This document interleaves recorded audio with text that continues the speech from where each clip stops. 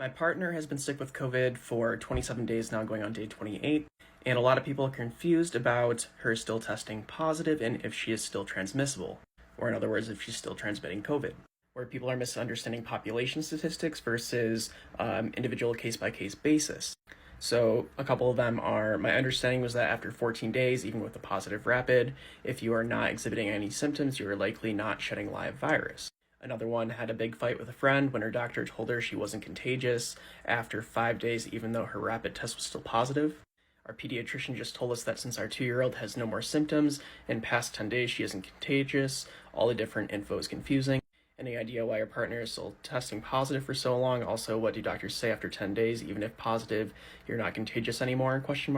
So the first thing is that when people are thinking of this 10-day window, they're thinking about the reported population statistics. This means that early on in the pandemic, we found that this was the general infection window, that the virus incubates, then you become infectious, and then symptoms appear slightly after you become infectious, and then you start decreasing viral load until the virus is not detectable or only detectable by PCR. So using a tangential example, if we think of population level statistics, this is like saying someone with a cancer diagnosis undergoes chemo, and you could say that 98% of the time the treatment is effective and the person goes into remission. But you, as an individual patient, could be in that 2% that just dies or the chemo is completely ineffective. So just because in 98% of people, 98% of the population tested, it was very effective, you, as an individual case, that might not be true for. So that first notion about the 10 days, that was early population level statistics, and it doesn't necessarily apply to individual people.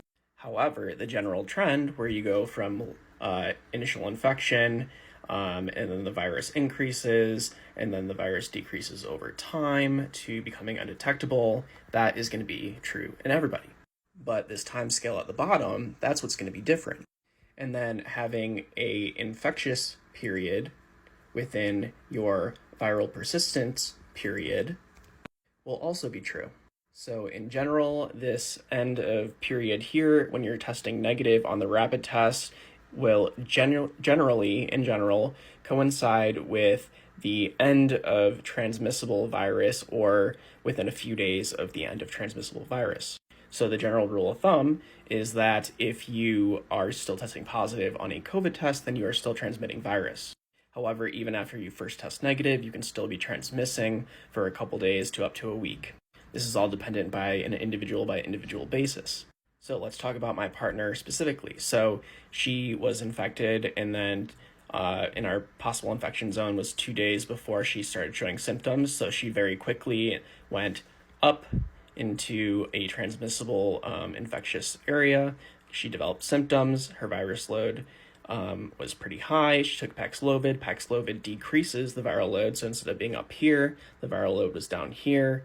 And then Paxlovid ended, and then her viral load went back up. This is not a rebound. This is just what happens when you stop taking antivirals that are actively suppressing the virus replication. And then it has been slowly decreasing. However, she's still testing positive on the rapid test. So her scale at day 27 is still somewhere over here. So her day 8 for this particular statistical average is actually her day 27. So she's resting somewhere in here where we're getting close to that first negative test. And then when she hits that first negative test, then she'll have a low viral load. She'll be less likely to be transmitting, but there's still probably going to be a little bit of wiggle room in this area. I'm guessing that by day 30, so in a couple days, 3 days, she'll probably be testing negative. But she'll still have enough virus in her, just not enough to be transmitting. So then it'll take another couple weeks, week or two, for her to clear the rest of this, and then there'll still be viral persistence in her body. It's just going to be a deactivated form of the virus, which causes those post-COVID complications. So I hope this explanation breakdown helps you all a little bit.